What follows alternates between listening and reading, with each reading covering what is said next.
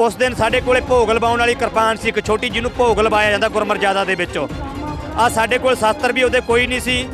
प्रशासन ने सानूं धक्के दित्ते भी इत्थों जाओ, किसी नूं गाल नहीं, किसी नूं माड़ी शब्दावली नहीं वरती।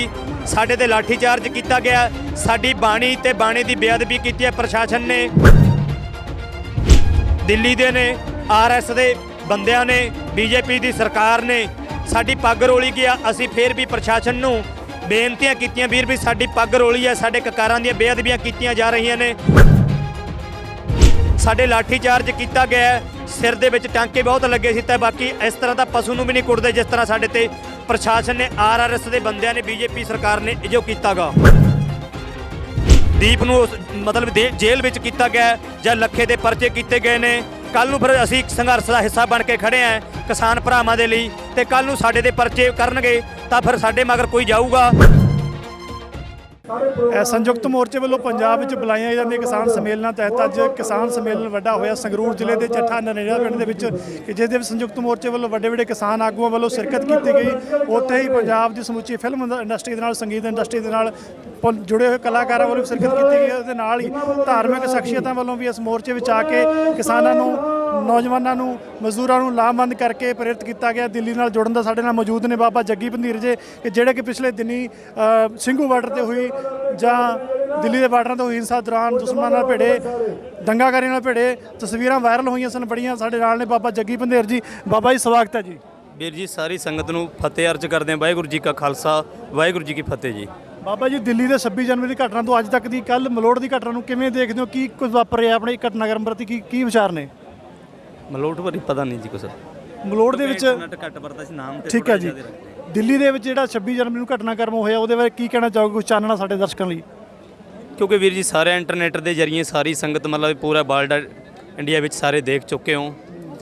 असी भावें मेरे को बार बार सानू इसलिए जागरूक करना पैंदा क्योंकि मैं कोई वडियाई नहीं करा रहा आपदी, क्योंकि मेरे को भावें जमीन नहीं सी। कई कहते भी जा जमीन वालों की लड़ाई है। अज पूरे धर्म की, पूरे कौम की, पूरे विश्व पद्धर ते जिहड़ी किसान भरा दिल्ली दे विच रोडां ते बैठे ने, जिहड़े लड़ाई पूरे विश्व पद्धर की लड़ रहे ने। साडे कोल भावें हल्के जमीन नहीं सी, असी महाराज दी दित्ती हुई जमीर सीगी, असी किसान भरावां दा हिस्सा बनने दे लई गए सीगे। ਜਿਹੇ जी सानू महाराज ने ड्यूटी लाई सी प्रशादा पानी बनाउण दी दोने टाइम दी, ਜਾਂ रात का समा भी असी कि बेलर टमे च नहीं किते ਜਾਂ कोई गप्पां च किते टाइम नहीं सी कढ़िया। असी किसान भरावां दा हिस्सा बन के दिन रात खड़े सीगे।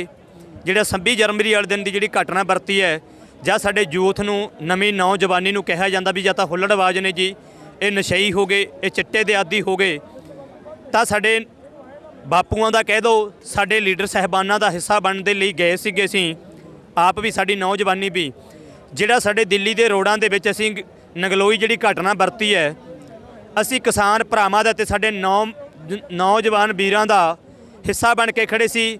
ਸਾਡੇ ਲੀਡਰ ਸਾਹਿਬਾਨ ਜਿਹੜੇ ਕਿਸਾਨੀ ਦੇ ਸੰਘਰਸ਼ ਦਾ ਹਿੱਸਾ ਬਣ ਕੇ ਲੜ ਰਹੇ ਨੇ, ਜਿਹੜੀਆਂ 31 ਜਥੇਬੰਦੀਆਂ, ਉਹਨਾਂ ਦਾ ਹਿੱਸਾ ਬਣ ਕੇ ਖੜੇ ਸੀ। ਸਾਡੀ ਨੌਜਵਾਨੀ ਦਾ ਹਿੱਸਾ ਬਣ ਕੇ ਖੜੇ ਸੀਗੇ। ਜੇ ਜਿਨ੍ਹਾਂ ਨੂੰ ਨਸ਼ਈ ਕਿਹਾ ਗਿਆ ਗਾ, ਅਸੀਂ ਸ਼ਾਂਤਮਈ ਇੱਕ ਤਰੀਕੇ ਦੇ ਨਾਲ ਇੱਕ ਸੰਘਰਸ਼ ਨੂੰ ਵੀ ਸਰਕਾਰ ਵੱਲੋਂ ਐਸੀ ਕੋਈ ਠੇਸ ਨਾ ਪਹੁੰਚ ਚੁੱਕੇ ਜਿਹੜਾ ਸੰਘਰਸ਼ ਨੂੰ ਫੇਲ ਕਰਿਆ ਜਾ ਸਕੇ, ਤਾਂ ਸਾਨੂੰ ਬਰਨਾਲੇ ਤੋਂ ਇੱਧਰੋਂ ਲੈ ਕੇ ਸਾਡੇ ਆਗੂ ਸਾਹਿਬਾਨਾਂ ਤੋਂ, ਕਿਸਾਨ ਭਰਾਵਾਂ ਵੱਲੋਂ ਬਰਨਾਲੇ ਸਾਈਡ ਤੋਂ ਲਾਈਏ ਤਾਂ ਪੰਜਾਬ ਤੋਂ ਉਹਨਾਂ ਨੂੰ ਤਾਂ 6.5 ਮਹੀਨੇ ਹੋ ਗਏ ਨੇ, ਪੰਜਾਬ ਤੋਂ ਲਾ ਕੇ ਦਿੱਲੀ ਤੱਕ 6.5 7 ਮਹੀਨੇ ਹੋ ਗਏ ਨੇ। ਤੇ ਇਸੇ ਤਰ੍ਹਾਂ ਜਿਹੜੇ ਸੰਘਰਸ਼ ਲੜ ਰਹੇ ਨੇ, ਸਾਡੀ ਉੱਥੇ ਕਿਸਾਨ ਭਰਾਵਾਂ ਦਾ ਹਿੱਸਾ ਬਣ ਕੇ ਖੜੇ ਸੀ। ਸਾਡੀ ਪੱਗ ਰੋਲਣ ਦੀ ਕੋਸ਼ਿਸ਼ ਕੀਤੀ ਕਿ ਸ਼ਾਂਤਮਈ ਤਰੀਕੇ ਦੇ ਨਾਲ ਅਸੀਂ ਕਿਸਾਨ ਭਰਾਵਾਂ ਦਾ ਹਿੱਸਾ ਬਣ ਕੇ ਖੜੇ ਸੀਗੇ। ਸਾਡਾ ਬਾਣੀ ਤੇ ਬਾਣਾ ਉਹਨਾਂ ਤੋਂ ਜਰਿਆ ਨਾ ਗਿਆ। RS ਦੇ ਬੰਦੇ ਨੇ, ਕੁਛ ਖਾਕੀ ਨਿੱਕਰਾਂ ਵਾਲੇ, ਸਾਡੇ ਗੁਰਸਿੱਖਾਂ ਦਾ ਬਾਣੀ ਤੇ ਬਾਣਾ ਜਰਿਆ ਨਹੀਂ ਜਾਂਦਾ। ਅਸੀਂ ਕਿਸਾਨ ਭਰਾਵਾਂ ਦਾ ਹਿੱਸਾ ਬਣ ਕੇ ਖੜੇ ਸੀਗੇ। ਉਹਨਾਂ ਤੋਂ ਇਸ ਲਈ ਨਹੀਂ ਜਰਿਆ ਗਿਆ ਵੀ ਇੱਕ ਨੌਜਵਾਨੀ ਦਾ, ਸਤਿਕਾਰਯੋਗ ਸ਼ਖਸੀਅਤਾਂ ਦਾ ਹਿੱਸਾ ਬਣ ਕੇ ਇੱਕ ਗੁਰਸਿੱਖ ਬੰਦਾ ਕਹਿ ਦਿਓ ਜਾਂ ਸੇਵਕ ਕਹਿ ਲਓ ਖੜਾ ਗਾ, ਸੰਘਰਸ਼ ਨੂੰ ਇੱਕ ਮੋਢਾ ਦੇ ਕੇ ਖੜੇ ਨੇ ਸ਼ਾਂਤਮਈ। ਸਾਡੇ ਕੋਲ ਜਿਹੜਾ ਸਾਡੇ ਕੋਲ ਆ ਸ਼ਸਤਰ ਵੱਡਾ 2.5 ਫੁੱਟੀ ਕਿਰਪਾਨ ਪਹਿਨੀ ਹੈ, ਉਸ ਦਿਨ ਸਾਡੇ ਕੋਲੇ ਭੋਗ ਲਵਾਉਣ ਵਾਲੀ ਕਿਰਪਾਨ ਸੀ, ਇੱਕ ਛੋਟੀ ਜਿਹਨੂੰ ਭੋਗ ਲਵਾਇਆ ਜਾਂਦਾ ਗੁਰਮਰਯਾਦਾ ਦੇ ਵਿੱਚ। ਆ ਸਾਡੇ ਕੋਲ ਸ਼ਸਤਰ ਵੀ ਉਹਦੇ ਕੋਈ ਨਹੀਂ ਸੀ। ਪ੍ਰਸ਼ਾਸਨ ਨੇ ਸਾਨੂੰ ਧੱਕੇ ਦਿੱਤੇ ਵੀ ਇੱਥੋਂ ਜਾਓ। ਅਸੀਂ ਆਖਿਆ ਵੀ ਇੱਕ ਸ਼ਾਂਤਮਈ, ਅਸੀਂ ਪੀਸਫੁੱਲ ਤਰੀਕੇ ਦੇ ਨਾਲ ਅਸੀਂ ਆਪਣਾ ਸੰਘਰਸ਼ ਲੜ ਰਹੇ ਹਾਂ। ਕਿਸੇ ਨੂੰ ਗਾਲ ਨਹੀਂ, ਕਿਸੇ ਨੂੰ ਮਾੜੀ ਸ਼ਬਦਾਵਲੀ ਨਹੀਂ ਵਰਤੀ। ਸਾਡੇ ਤੇ ਲਾਠੀ ਚਾਰਜ ਕੀਤਾ ਗਿਆ, ਸਾਡੀ ਬਾਣੀ ਤੇ ਬਾਣੀ ਦੀ ਬੇਅਦਬੀ ਕੀਤੀ ਹੈ ਪ੍ਰਸ਼ਾਸਨ ਨੇ, ਦਿੱਲੀ ਦੇ ਨੇ, ਆਰਐਸ ਦੇ ਬੰਦਿਆਂ ਨੇ, ਬੀਜੇਪੀ ਦੀ ਸਰਕਾਰ ਨੇ। ਸਾਡੀ ਪੱਗ ਰੋਲੀ ਗਿਆ। ਅਸੀਂ ਫਿਰ ਵੀ ਪ੍ਰਸ਼ਾਸਨ ਨੂੰ ਬੇਨਤੀਆਂ ਕੀਤੀਆਂ, ਵੀਰ ਵੀ ਸਾਡੀ ਪੱਗ ਰੋਲੀ ਹੈ, ਸਾਡੇ ਕਕਾਰਾਂ ਦੀਆਂ ਬੇਅਦਬੀਆਂ ਕੀਤੀਆਂ ਜਾ ਰਹੀਆਂ ਨੇ ਤੇ ਇਹ ਸਾਡੇ ਕਕਾਰ ਜਿਹੜੀਆਂ ਬੇਅਦਬੀਆਂ ਕੀਤੀਆਂ, ਕਿਰਪਾਨ ਤੇ ਦਸਤਾਰ ਸਾਡੀ ਵਾਪਸ ਕਰੋ। ਅਸੀਂ ਤੁਹਾਨੂੰ ਮਾੜੀ ਸ਼ਬਦਾਵਲੀ ਨਹੀਂ ਵਰਤੀ, ਅਸੀਂ ਚੱਲੇ ਜਾਂਦੇ ਹਾਂ। ਅਸੀਂ ਕਿਸਾਨ ਭਰਾਵਾਂ ਦਾ ਹਿੱਸਾ ਬਣ ਕੇ ਖੜੇ ਸੀ, ਨੌਜਵਾਨ ਯੂਥ ਦਾ ਹਿੱਸਾ ਬਣ ਕੇ ਖੜੇ ਸੀਗੇ ਵੀ ਸਾਡੇ ਸੰਘਰਸ਼ ਨੂੰ, ਸਾਡੇ ਕਿਸਾਨ ਭਰਾਵਾਂ ਦੇ ਅੰਦੋਲਨ ਨੂੰ ਠੇਸ ਨਾ ਪਹੁੰਚ ਚੁੱਕੇ। ਸਾਡੇ ਲਾਠੀ ਚਾਰਜ ਕੀਤਾ ਗਿਆ, ਸਿਰ ਦੇ ਵਿੱਚ ਟਾਂਕੇ ਬਹੁਤ ਲੱਗੇ ਸੀ ਤੇ ਬਾਕੀ ਇਸ ਤਰ੍ਹਾਂ ਦਾ ਪਸ਼ੂ ਨੂੰ ਵੀ ਨਹੀਂ ਕੁੱਟਦੇ ਜਿਸ ਤਰ੍ਹਾਂ ਸਾਡੇ ਤੇ ਪ੍ਰਸ਼ਾਸਨ ਨੇ, ਆਰਐਸ ਦੇ ਬੰਦਿਆਂ ਨੇ, ਬੀਜੇਪੀ ਸਰਕਾਰ ਨੇ ਜੋ ਕੀਤਾਗਾ। ਬਾਬਾ ਜੀ ਉਸ ਦਿਨ ਦੀ ਘਟਨਾ ਨੂੰ ਦੇਖ ਲਈਏ ਜਾਂ ਤੁਸੀਂ ਕੋਈ ਸ਼ੱਕ ਨਹੀਂ ਕਿਸਾਨੀ ਲਈ ਇੱਕ ਮਿਸਾਲ ਬਣੇ ਹੋ, ਸਿੱਖੀ ਲਈ ਮਿਸਾਲ ਬਣੇ ਹੋ। ਜਿਸ ਤਰ੍ਹਾਂ ਤੁਸੀਂ ਉਸ ਦੁਸ਼ਮਣਾਂ ਨਾਲ ਲੜੇ ਹੋ, ਜਿਹੜੇ ਹਿੰਸਾ ਫੈਲਾਉਣਾ ਉਹਨਾਂ ਭਿੜੇ ਹੋ, ਪੂਰੀ ਤਰ੍ਹਾਂ ਸਿੱਧੇ ਨਾਲ ਭਿੜੇ ਹੋ। ਉਸ ਤੋਂ ਬਾਅਦ ਗੱਲ ਕਰ ਲਈਏ ਕਿਸਾਨ ਜਥੇਬੰਦੀਆਂ ਵੱਲੋਂ ਜਾਂ ਸਿੱਖ ਜਥੇਬੰਦੀਆਂ ਵੱਲੋਂ ਤੁਹਾਡੀ ਕੋਈ ਮਦਦ ਜਾਂ ਹੈਲਪ ਕੀਤੀ ਗਈ? ਦੇਖੋ ਜੀ, ਬਹੁਤ ਸਾਰੇ ਵੀਰ NRI ਵੀਰ ਨੇ, ਜਿਵੇਂ ਸਾਡੇ ਪੰਜਾਬ ਤੋਂ ਸਾਰਿਆਂ ਨੇ ਜਿੰਨੇ ਜੋ ਕਰੀ ਸੀ, ਮਹਾਰਾਜ ਦੀ ਕਿਰਪਾ ਨਾਲ ਬਹੁਤ ਮਕਾਨ ਦੀ ਸਾਡੇ ਨਗਰ ਵੱਲੋਂ, ਪਿੰਡ ਪੰਧੇਰ ਵੱਲੋਂ, ਪੰਚਾਇਤ ਨਗਰ ਵੱਲੋਂ, ਪਿੰਡ ਵੱਲੋਂ ਸਹਾਇਤਾ ਕੀਤੀ ਗਈ ਹੈ ਤੇ ਬਾਕੀ ਹੋਰ ਵੀ ਜਿੱਥੇ ਕੋਈ ਦੇਸਾਂ ਵਿਦੇਸਾਂ ਵਿੱਚ ਸੰਗਤਾਂ ਜਿੰਨੇ ਕੁ ਯੋਗ ਨੇ, ਭਾਵੇਂ ਨਹੀਂ ਪੰਜਾਬ ਉੱਪੜ ਸਕਦੇ, ਉਹਨਾਂ ਦੀਆਂ ਕੋਈ ਮਜਬੂਰੀਆਂ ਨੇ ਦੇਸਾਂ ਵਿਦੇਸਾਂ ਵਿੱਚ, ਅਮਰੀਕਾ, ਕੈਨੇਡਾ, ਇੰਗਲੈਂਡ, ਜਿੱਥੇ ਵੀ ਕੋਈ ਸਾਡੇ ਵਸਨੀਕ ਨੇ ਬੈਠੇ ਨੇ, ਆਪਣੇ ਕੌਮ ਤੇ ਧਰਮ ਦਾ, ਕਿਸਾਨੀ ਦਾ ਹਰੇਕ ਤਰ੍ਹਾਂ ਦਾ ਯੋਗਦਾਨ ਸਾਡੇ ਕਿਸਾਨ ਭਰਾਵਾਂ ਲੀਡਰਾਂ ਨਾਲ ਵੀ ਪਾ ਰਹੇ ਨੇ। ਜਿਨ੍ਹਾਂ ਦੇ ਜਾਂ ਕੋਈ ਪ੍ਰਸ਼ਾਸਨ ਪਰਚੇ ਦਰਜ ਕਰਦਾ ਹੈ ਜਾਂ ਕੋਈ ਜਿਨ੍ਹਾਂ ਦੀਆਂ ਉੱਥੇ ਜੇਲ੍ਹਾਂ ਦੇ ਵਿੱਚ ਬੈਠੇ ਨੇ ਜਾਂ ਕੋਈ ਗੋਲੀਆਂ ਚਲਾਈਆਂ ਗਈਆਂ ਨੇ ਜਾਂ ਸ਼ਿਕਾਰ ਬਣੇ ਨੇ ਗੋਲੀਆਂ ਦਾ, ਪ੍ਰਸ਼ਾਸਨ ਦੀ ਘਟਨਾ ਜਿਹੜੀ ਵਰਤਦੇ ਨੇ, ਉਹਨਾਂ ਦਾ ਵੀ ਸਾਡੇ ਨੌਜਵਾਨ ਜਿਹੜੇ ਬਾਹਰੇ ਬੈਠੇ ਨੇ, ਸਾਡੇ ਹੋਰ ਵੀ ਜਾਂ ਪੰਜਾਬ ਤੋਂ ਬਹੁਤ ਵਧੀਆ ਉਹਨਾਂ ਦਾ ਆਰਥਿਕ ਤੌਰ ਤੇ ਸਹਾਇਤਾ ਕਰ ਰਹੇ ਨੇ। ਬਹੁਤ ਵਧੀਆ, ਸਾਡੇ ਨਾਲ ਵੀ ਬਹੁਤ ਸਾਰੀ ਦੇਸਾਂ ਵਿਦੇਸਾਂ ਤੋਂ ਪੰਜਾਬ ਦੇ ਵਿੱਚੋਂ ਬਹੁਤ ਵੀਰਾਂ ਦਾ ਤੇ ਪੰਚਾਇਤ ਵੱਲੋਂ ਬਹੁਤ ਧੰਨਵਾਦ ਹੈ।